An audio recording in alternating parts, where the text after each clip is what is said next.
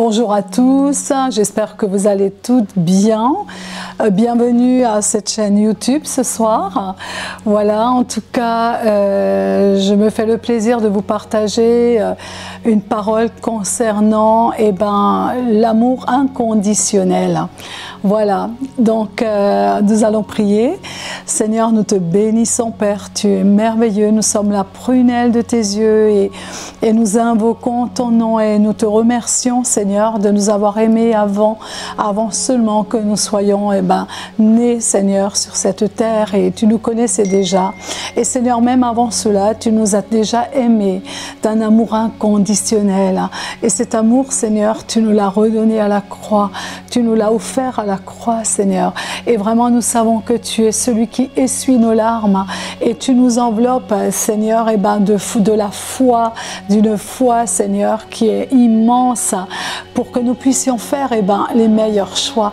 Seigneur, quand nous t'invoquons, alors, Père, et quand nous proclamons, alors nous pouvons entendre ta voix quand tu nous dis « me voici ». Et Seigneur, tu nous réponds « je suis ton Dieu ». Oui, Seigneur, merci, Père, pour l'amour inconditionnel.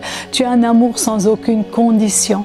Et dans tous les domaines de notre vie, Seigneur, dans toutes les circonstances, tu nous offres le même amour qui est inconditionnel, que ce soit dans le couple, que ce soit dans la famille, que ce soit dans les relations.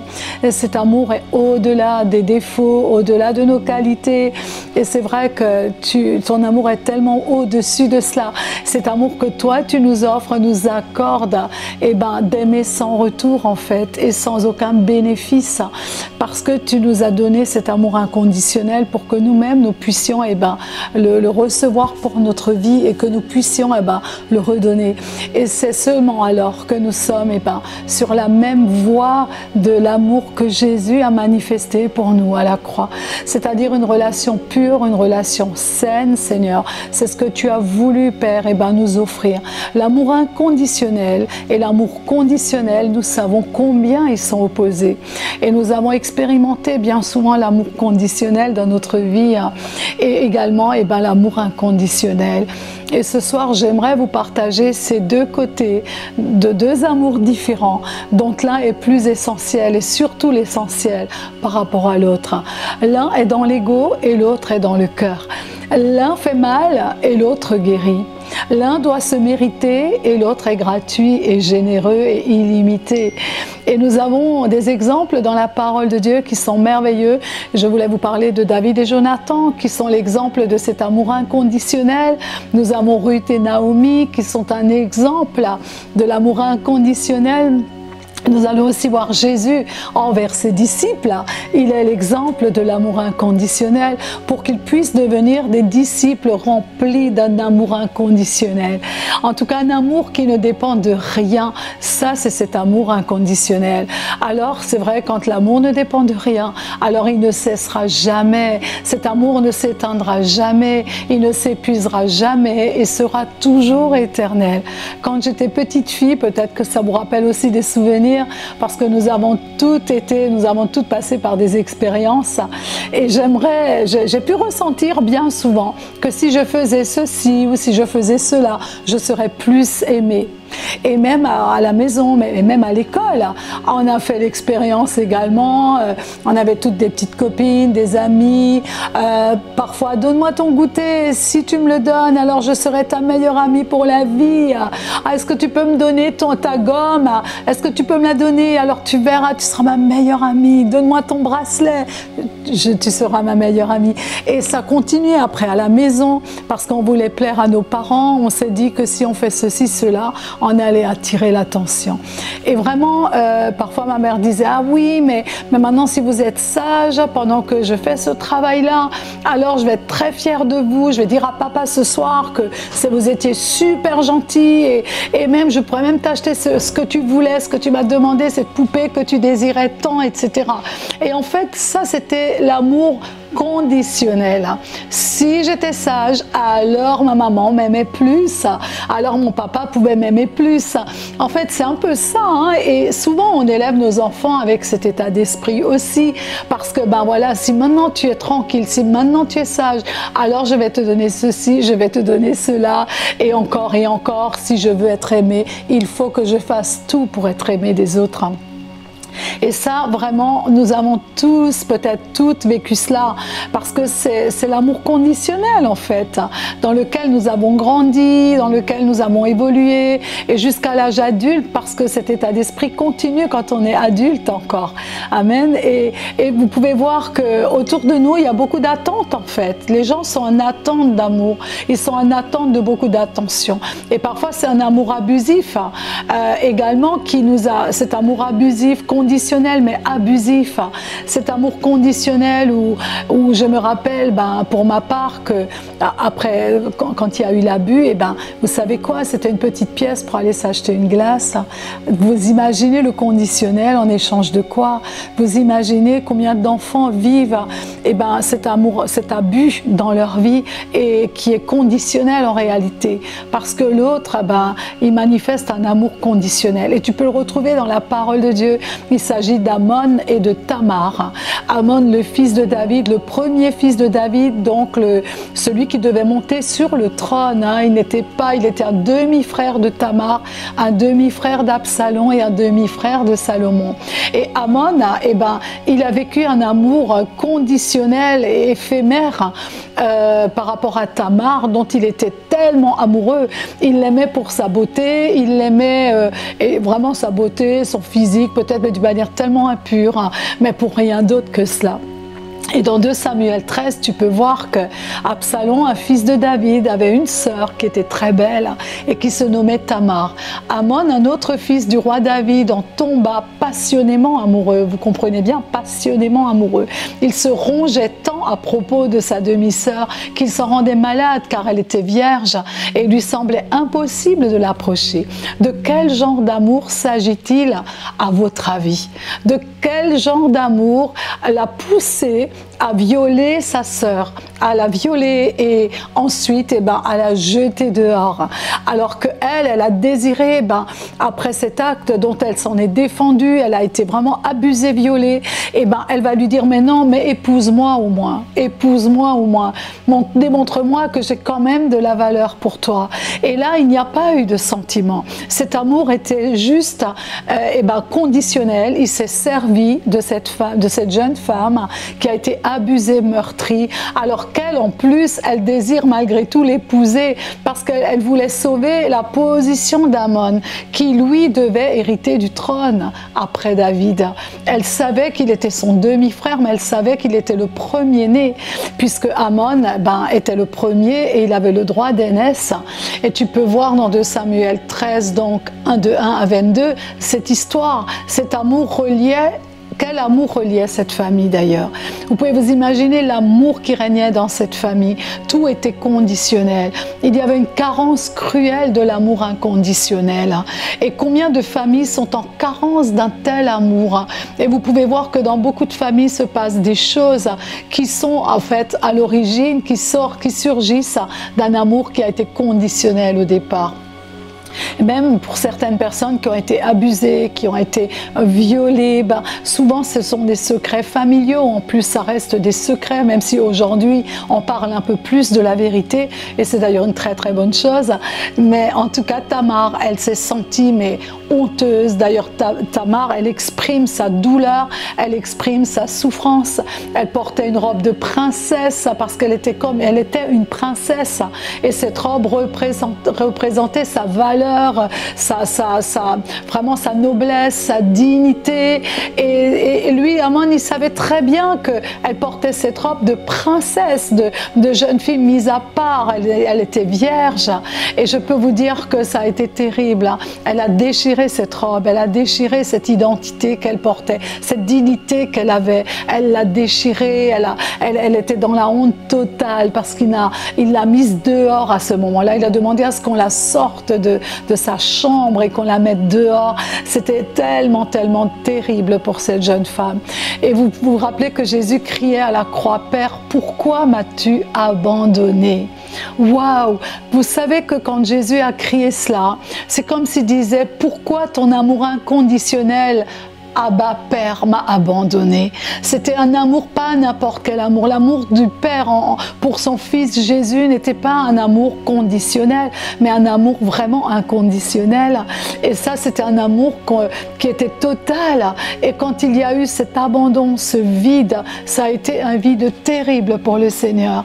Parce qu'il vraiment, même s'il avait pu ressentir à ce moment-là juste un peu cet amour du Père, ça l'aurait peut-être soulagé. Mais le Père a préféré l'abandonner pour qu'aujourd'hui nous puissions recevoir pour notre propre vie cet amour inconditionnel, que nous puissions savoir que nous ne sommes pas aimés d'une manière conditionnelle par Dieu et que cela puisse réellement nous libérer de toutes nos culpabilités parce que nous ne sommes pas parfaites, mais Dieu nous aime comme nous sommes, il nous aime tellement.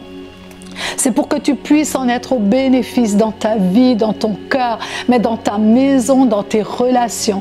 Cet amour seulement restaure. Ce ne sont pas que les paroles qui restaurent, bien que des paroles peuvent surgir de cet amour inconditionnel. Mais ce ne sont pas que des paroles, c'est vraiment l'amour inconditionnel. Il est là en tout temps, même quand les temps ne sont pas favorables. Dans Lévitique 18 au verset 9, la parole dit « La nudité de ta sœur, fille de ton père ou fille de ta mère, née dans la maison ou née au dehors, ne la découvre point. » Ne la découvre point. Un autre verset qui dit « Si l'homme frappe son frère, je redemanderai la vie de l'homme, celui qui verse le sang de l'homme, car l'homme a été fait à l'image de Dieu. » Genèse 9 au verset 5. Quelle terrible malédiction est venue sur cette princesse, revêtue de sa robe de princesse, violée brutalement par son propre frère. Un prince ivre, tué à coups de poignard par les serviteurs de son frère, etc. Cela a mal fini puisqu'Amon va être tué par les serviteurs d'Absalom. Quelles conséquences! Et on peut voir le frère Absalom de quelle manière il va se venger de son frère, parce que le père David, qui était censé protéger sa fille, censé même restaurer sa fille, censé réprimander Amon pour ce geste odieux, il ne va pas prendre la défense de sa fille. Donc c'est Absalom qui prend la place et qui va venger sa sœur. Mais Absalom ensuite va coucher avec les femmes de son père David. Et là on peut voir, waouh, que l'amour qui attise le désir violent, cet amour inconditionnel qui va attirer la cruauté, la haine, la rivalité, la jalousie, l'inceste, dans un décor d'une famille de princes, là où va couler maintenant le sang et l'alcool. Tu peux aussi voir l'alcoolisme, tu peux voir la haine, la vengeance, la mort. L'amour conditionnel ne tisse pas de lien véritable de respect, de confiance et resteront toujours calculés et intéressés au travers du don de soi. Vous savez quoi? Jésus, lui, au travers de l'ADN de Jésus, il nous communique cet amour au travers de son esprit, parce que Jésus, il a vraiment offert sa vie, ce don de soi de Jésus, et en plus son ADN qui aujourd'hui il nous l'a communiqué au travers de l'amour conditionnel. Tout à la croix est inconditionnel, pardon. Tout est inconditionnel. Les 7 paroles d'amour sont inconditionnelles. Inconditionnel aussi, je peux dire, est le fruit de l'ADN dans ta vie. C'est un amour inconditionnel qui est le fruit de l'ADN en toi. Donc le fruit d'une nouvelle identité. Tamar s'est sentie déshumanisée. Elle n'était pas au bénéfice du sang. Elle n'était pas au bénéfice du pardon. Elle était vraiment tellement détruite. Et tu peux voir que les larmes de Tamar étaient la sueur de son âme qui sortent quand les douleurs sont tellement fortes. Et vous savez quoi? Elle n'avait plus d'appartenance en réalité, plus d'identité non plus, parce que quand tu passes par de l'abus, sache que ton identité est bafouée, ta valeur est bafouée, ta dignité est bafouée, et tout ce que tu es appelé à être et à devenir selon le plan de Dieu, selon l'amour inconditionnel de Dieu, est bafoué. Et l'amour inconditionnel doit être toujours bien est toujours né dans un désert. Tu peux voir que l'amour inconditionnel doit naître d'un désert, tout comme la parole a été donnée dans le désert pour le monde entier. Le ministère de Jésus a été suscité, préparé dans un désert pendant ces 40 jours de jeûne, avant de démontrer l'amour inconditionnel aux gens, et avant d'opérer des miracles, avant d'être ému de compassion. Le Seigneur Jésus a passé 40 jours dans le désert, et cet amour inconditionnel était tellement puissant qu'il a manifesté cet amour où qu'il allait. Il faisait des miracles, il était ému de compassion, il était tellement rempli de cet amour.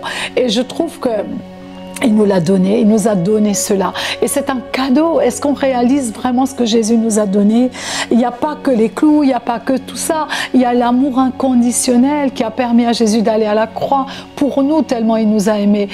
C'était pas conditionnel du tout, du tout. Sans cela, il aurait fait plein de reproches aux disciples. Quand il est revenu, quand il est ressuscité, il en aurait profité pour régler des comptes. Jésus ne va jamais les aimer après, quand il est ressuscité. Il ne va pas les aimer après d'un amour conditionnel. Il est resté inconditionnel, cet amour. Il ne leur fait aucun reproche. Alors que Pierre va le renier, que d'autres ils vont passer à autre chose, ils sont retournés au travail comme avant, etc. En tout cas, ce message, aujourd'hui, je l'ai travaillé, j'ai étudié la parole concernant l'amour inconditionnel, mais je peux vous dire que ça change mon regard et mes motivations en moi et autour de moi. Et cela, tu le trouves aussi entre David et Jonathan. Et j'ai trouvé tellement merveilleux cet amour entre David et Jonathan. Quelle belle rencontre divine. Vous savez, dans la vie, il y a des rencontres divines. Et ces rencontres sont toujours suscitées par l'amour inconditionnel. En fait, quand ces rencontres sont divines, elles sont pures et elles restent fortes comme relation. Et je disais aussi hier soir que quand on n'est pas marié, quand on cherche son époux, n'oubliez jamais de demander à Dieu une personne qui est remplie de l'amour inconditionnel, pas d'un amour conditionnel. Parce que sinon, toute ta vie, tous vos projets, tout sera basé, votre relation, que sur des conditions. Et ça ne peut pas durer d'une manière correcte. Il y aura beaucoup de blessures, il y aura beaucoup de choses difficiles. Mais demandez toujours un époux ou une épouse qui est remplie de l'amour inconditionnel que Jésus leur a déposé dans leur cœur et dans leur vie. Jonathan aimait tellement David qu'il l'a laissé monter sur le trône à sa place. Parce que franchement, c'était la place pour Jonathan, puisqu'il était le fils de Saül. Oui, l'amour pur et fort a élevé la position de David sur le trône, parce que certainement c'était le plan de Dieu, c'est certain même, on peut le voir, mais il fallait qu'il y ait Jonathan dans la vie de David, il fallait que l'amour inconditionnel se présente à ce moment-là. Imagine qu'il a renoncé à l'influence de son père Saül, qui était l'ennemi de David, que David a tellement subi de choses, il voulait le détruire, il voulait le tuer, David a dû fuir plus d'une fois, et Jonathan va protéger David de la cruauté de son père. Il va renoncer à la royauté et à toutes les richesses, à tous les honneurs et les privilèges qui ont accompagné David devaient être pour Jonathan. Imagine, non seulement cela, mais il a continué à aimer David sincèrement jusqu'à la mort. Et ça, c'est tellement fort. L'amour inconditionnel donne sa vie pour ses amis, vraiment. On donne notre vie pour nos amis. Nous sommes des femmes, nous sommes des mamans. Et vous savez quoi? Le Seigneur nous donne cette capacité de nous efforcer d'aimer dans nos familles. Dieu nous donne cette capacité pour le peu que nous lui demandons, cet amour inconditionnel dans nos cœurs. Peut-être que nous avons grandi avec l'amour conditionnel et que nous nous sommes vraiment habitués à aimer de cette manière-là. Nous avons toutes par moments eu cet amour conditionnel au final, parce que nous avons grandi dans nos maisons au travers de cela, parce que sans Jésus il n'y a pas l'amour inconditionnel, et nous sommes restés peut-être des années sans le Seigneur, et nous avons élevé nos enfants avec l'amour conditionnel. Même nous-mêmes nous sommes traités et aimés selon l'amour conditionnel, et bien souvent on s'est fait du mal en réalité, parce qu'on peut se faire du mal, nous-mêmes on se fait du mal parfois. Et c'est vrai, quand il y a un chantage affectif, et ben cela va amener des relations malsaines, des relations qui vont décevoir, qui vont blesser ceux qui nous sont le plus chers en réalité, parce que les plus grandes blessures proviennent de notre entourage le plus proche. Là, on a vraiment pensé être sécurisé, et là, on se rend compte que les plus grosses blessures, eh ben, elles viennent au départ de là. Ne pas aimer un enfant plus, en fait, ne pas aimer plus quand un enfant est sage. Parce que souvent, on a tendance à l'aimer plus ou même à valoriser un enfant par rapport à l'autre parce que l'un était plus sage que l'autre. Ça, c'est l'amour conditionnel, encore une fois. Et on le fait parce qu'on pense bien faire, mais en réalité, on peut faire mal et on fait mal. En tout cas, ou aimer plus quand on me rend service, ou aimer plus parce qu'un tel, eh ben voilà, il est plus sympa, ou parce qu'un tel me propose plus cela. Non, non, non, non, non. Ça, c'est pas l'amour, l'amour inconditionnel. Quand je pense à la relation de Jacob et Rebecca, cela m'a fortement impacté également. Et ben, cet amour, il était conditionné par la ruse de Rebecca, parce que Rebecca, elle a voulu contrer, et ben, cette bénédiction de son époux envers Ésaü, qui devait normalement recevoir cette bénédiction, mais qu'il ne la méritait pas parce qu'il avait vraiment, il méprisait Dieu, il avait méprisé son droit d'aînesse, etc. Donc maintenant, Rebecca, ne faisant pas confiance à l'amour suffisant, à l'amour conditionnel de Dieu pour prendre le contrôle de cette situation, elle va maintenant être conditionnée par la ruse. Et cette ruse de Rebecca, eh ben, va nous amener, va nous démontrer, est-ce que Jacob a désiré plaire à sa mère plus qu'à son père? Que s'est-il passé? Qui était le plus influent dans la vie de Jacob? Eh ben, c'est au final la maman, puisque c'est elle qui réussit maintenant à ruser et à apprendre à Jacob à ruser. Elle va apprendre à Jacob à s'octroyer le droit d'aînesse au travers de la ruse. Alors que Dieu était tout puissant, son amour conditionnel était tout puissant pour prendre le contrôle, puisque le plan que Dieu avait pour Jacob allait s'accomplir de toute manière, mais pas au travers du conditionnel. Et c'était un amour conditionnel qui va lier Jacob maintenant à un esprit de mort jusqu'à Péniel, ainsi qu'une malédiction dans la vie de Rebecca, parce que Rebecca était tellement consciente de cet amour conditionnel, ce que cela a amené dans la vie de Jacob, qu'elle va dire non, non, non, non, mon fils, ne t'inquiète pas, je te protège, mais cette malédiction va venir sur ma vie. Elle invite la malédiction à venir sur sa vie. Donc elle était consciente de cette ruse et de cet amour qui était conditionnel en réalité. Est-ce qu'elle a réalisé que Jacob allait galérer autant jusqu'à Péniel?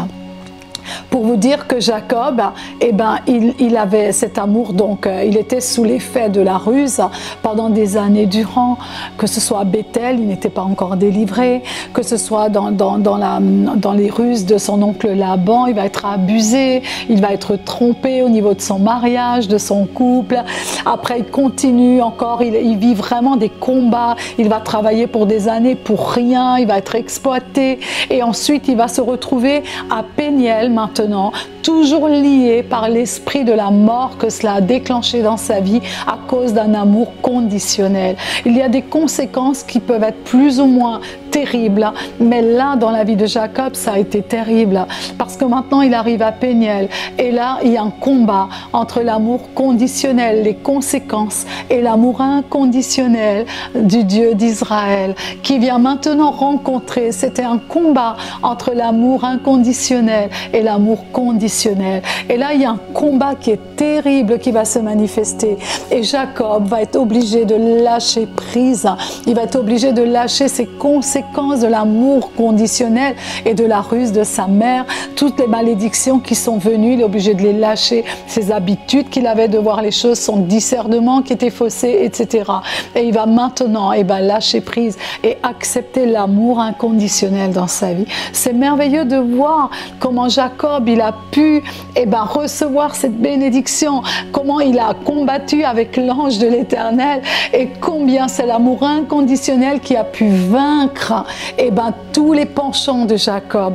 Toutes les malédictions générationnelles sont vaincues à ce moment-là et c'est à cause de cela que Jacob reçoit réellement sa nouvelle identité il s'appellera Israël. C'est ainsi que Jacob va recevoir l'amour inconditionnel pour engendrer les 12 tribus. C'est ainsi que Jacob reçoit l'amour inconditionnel du Dieu d'Israël pour confondre maintenant l'esprit de la mort chez Ésaü, pour confondre maintenant l'amour du Dieu d'Israël à Ésaü. Et je peux vous dire qu'il y a une très très grande victoire au travers de cela. Et nous devons vraiment comprendre que Dieu nous offre cela. Le Seigneur nous offre un tel privilège d'aimer, même le jour où nous avons moins de temps, ou le jour où nous avons moins de moyens, alors que nos attentes seront toujours comblées en réalité, parce que l'amour inconditionnel va toujours combler ta vie. Tu n'as pas besoin de craindre, tu n'as pas besoin de faire par ta propre force. Rappelle-toi là la souffrance que cela a engendré. Rappelle-toi Rebecca jusqu'à se maudire à ne plus voir son fils plus jamais. Rappelle-toi la souffrance que Jacob a endurée durant toutes ces années avant de naître à l'amour inconditionnel pour les 12 tribus et recevoir une nouvelle identité, l'ADN en tant qu'Israël. Et Dieu nous donne cette clé pour restaurer les familles. Dieu nous donne cette clé pour restaurer les relations. Dieu nous donne une clé extraordinaire, réelle, qui est visible, qui est puissante, parce que ça relâche la puissance de l'onction. Parce que l'amour, quand Jésus dit que si tu n'as pas d'amour, tu n'as rien, je peux vous dire que c'est une vérité. Si tu n'as pas l'amour réellement, tu n'as rien. Et c'est vrai. Pourquoi? Parce qu'il s'agit de l'amour inconditionnel. Il ne s'agit pas de l'amour conditionnel. Parce qu'on le connaît déjà, cet amour-là. Cet amour-là sera limité et rempli de tellement de choses qui sont néfastes dans notre vie à long terme ou à court terme d'ailleurs.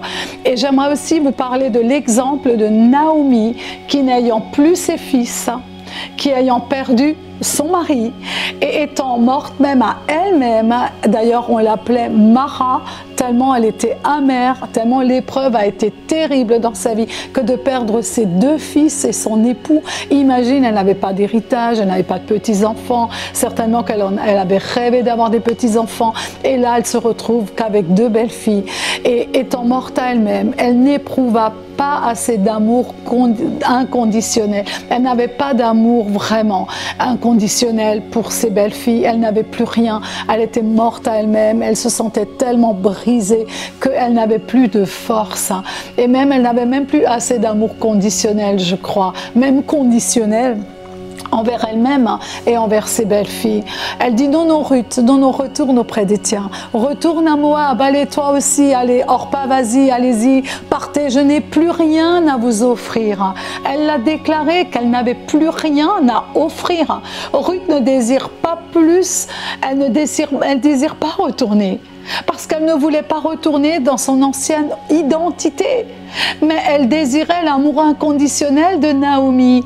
Cet amour inconditionnel, elle en avait besoin, elle aspirait à cela. Elle savait que retourner dans son ancienne identité n'était pas un amour inconditionnel. Elle le savait très bien. Et alors elle va réellement arracher cet amour inconditionnel dans le cœur de Naomi pour pouvoir aller à Bethléem. Et je trouve ça merveilleux parce qu'elle a persévéré, elle a insisté et elle a surtout mis Dieu en premier, lui seul qui était capable de venir toucher le cœur de Naomi au travers de l'amour inconditionnel pour Ruth. Parce qu'au final, c'est Dieu qui a travaillé le cœur de Naomi, le Dieu d'Israël, il y avait vraiment cette acceptation, cette onction d'acceptation qui est venue pour accueillir Ruth, pour rentrer dans sa nouvelle identité de fille du Dieu d'Israël. Et c'est tellement beau.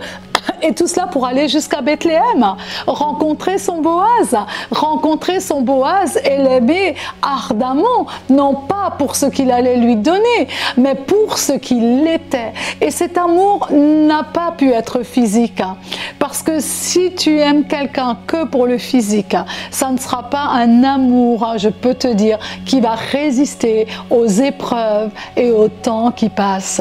Cet amour conditionnel, qui est basé reposer sur des choses éphémères, eh ben, ne va pas résister aux moments difficiles. Quand on se sent moins forte parfois, quand on se sent physiquement, eh ben, vraiment affaibli, parce que souvent cela peut nous arriver. Quand notre confiance s'estompe aussi dans notre vie, quand les doutes nous saisissent, quand notre corps s'affaiblit avec les années, avec l'âge aussi, eh ben, cet amour inconditionnel restera toujours une réalité, restera toujours une onction divine, parce qu'au travers de cela, il y a la présence divine. Alors Seigneur, et là on peut dire, alors Seigneur, c'est dans ces moments-là que nous avons besoin de cette dose, double dose d'amour inconditionnel, de toi et de nos proches autour de nous. Quand on se sent ainsi, on a besoin de tellement d'amour. Je ne sais pas pour vous, mais j'ai déjà passé par des creusets comme ça où j'avais besoin surtout de quelqu'un à côté de moi, quelqu'un qui pense à moi, quelqu'un qui m'encourage, quelqu'un qui a une pensée qui m'appelle pour me dire « Waouh, Nick, écoute, j'ai une pensée pour toi, c'est juste pour te dire que je t'aime et que Jésus t'aime vraiment. » Enfin, parfois ça tombe pile net parce que c'est réellement ce qu'on avait besoin d'entendre. Et je vous assure qu'il ne faut pas beaucoup de monde, mais des personnes qui viennent te toucher vraiment avec l'amour inconditionnel, et ben ça te relève. Et nous avons toutes besoin de cela. C'est pour ça, plus qu'il y a cet amour autour de nous, même dans une église, dans une famille, dans nos familles, et ben plus éloignées, plus que nous semons cet amour inconditionnel, plus que les gens sont arrosés, et plus que cet amour inconditionnel va venir dans les vies et va changer non seulement ta famille, tes familles plus éloignées, mais également ta nation. Ruth a suscité l'amour inconditionnel de Noémie. Ruth a réveillé l'amour inconditionnel de Naomi. Elle l'a fait parce qu'elle a démontré, elle a dit là où tu mourras, je mourrai. Là où tu iras, j'irai. Quel amour! Elle ne savait pas. Naomi est en train de lui dire qu'elle n'a plus rien, qu'elle a tout perdu, elle n'aura même pas de quoi la nourrir, elle n'aura pas de quoi la bénir en réalité. Mais Ruth, qu'est-ce qu'elle avait besoin le plus? Ruth avait surtout besoin de l'amour inconditionnel de Naomi. C'est ça qu'elle avait besoin, parce que c'était la manifestation du Dieu d'Israël. Elle a dit, ton Dieu sera mon Dieu. Et elle savait que ce Dieu-là, eh ben, il pouvait être capable de lui accorder l'amour inconditionnel. Combien Ruth avait soif et faim de cela. Elle était en attente de cela. Est-ce que tu as soif et faim de l'amour inconditionnel de ce Dieu-là? Parce que si tu as faim et soif, alors Dieu va venir. Elle était vide de l'essentiel pour conquérir en fait son rêve. Elle était vide de l'essentiel pour conquérir son rêve. Elle ne pouvait pas conquérir Bethléem et ni le champ dans lequel elle est allée glaner, parce que ça lui a été offert l'opportunité d'aller glaner dans le bon endroit, dans le bon champ missionnaire, je dirais, hein, au bon endroit. Et ben ce champ, cela n'était pas un hasard qu'il appartenait à Boaz, certainement pas du tout un hasard, puisque Naomi lui va glaner dans ce champ et pas dans un autre champ. Quand Dieu a un plan, et ben l'amour conditionnel nous donne une direction, et la direction de Dieu n'est pas un amour conditionnel. Dans ce champ, parce que tu vas faire ci, tu vas être obligé de faire ça, sinon attention, je ne vais pas te bénir. Non, Dieu, quand il te donne une direction, c'est pour ta bénédiction. Alors c'est la raison pour laquelle tu dois conquérir au travers de l'amour inconditionnel. Amen. En tout cas, on va prier maintenant et on va vraiment déclarer cette parole dans notre vie. On va accueillir cet amour inconditionnel et on va réaliser combien toutes les fois nous avons aimé d'une manière conditionnelle, et comment le Seigneur aujourd'hui nous dit, bon, peut-être que tu l'as fait, tu as aimé ainsi, mais parce que tu ne savais pas. Mais aujourd'hui, je t'offre cet amour inconditionnel qui va toujours aimer en tout temps. Que ton enfant te déçoive ou qu'il ne te déçoive pas, tu l'aimeras de la même manière.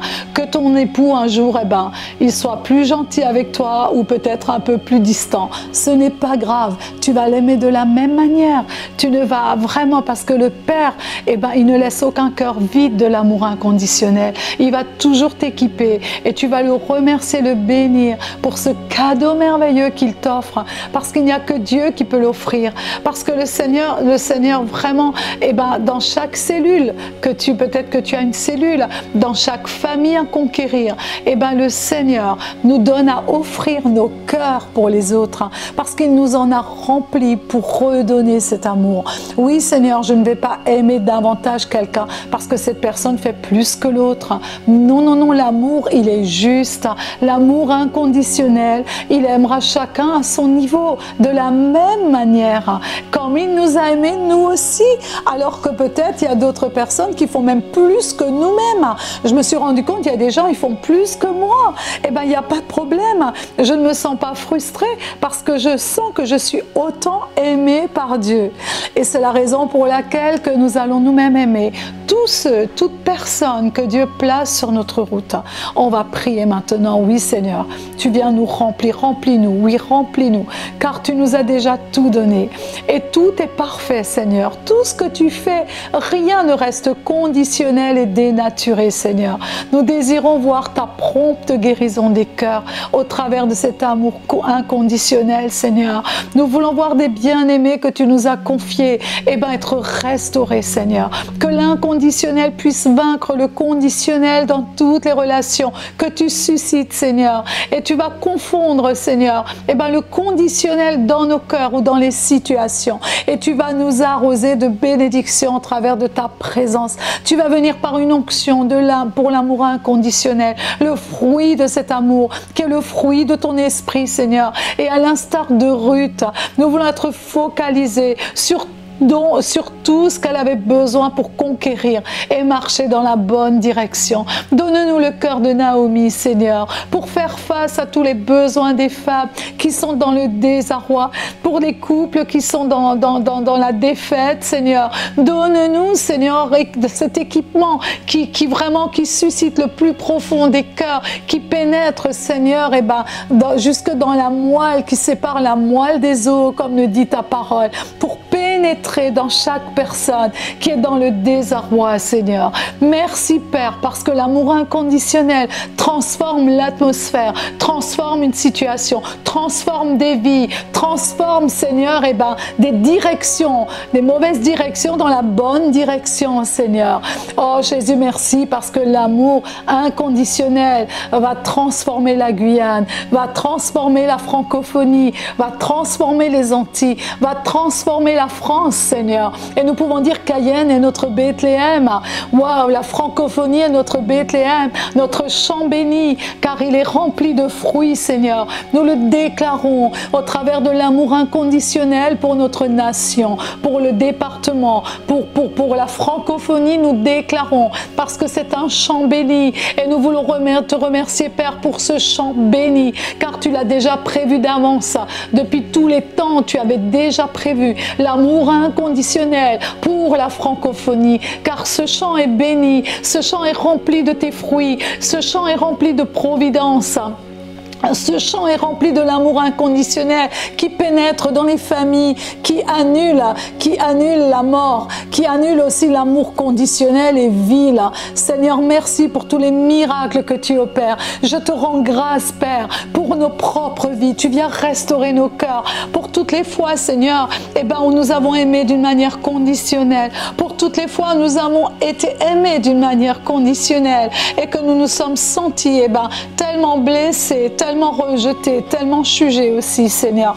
Tu viens restaurer. Restaure nos vies. Restaure les vies autour de nous, Père. Et je te remercie pour l'onction du pardon qui accompagne l'amour inconditionnel, qui est instantané et qui est le fruit de cet amour, Seigneur. Seigneur, car sans cet amour, nous ne sommes rien.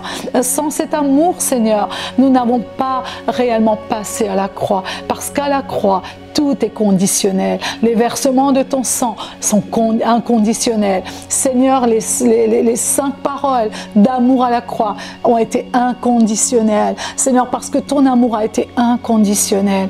Père, je te rends grâce.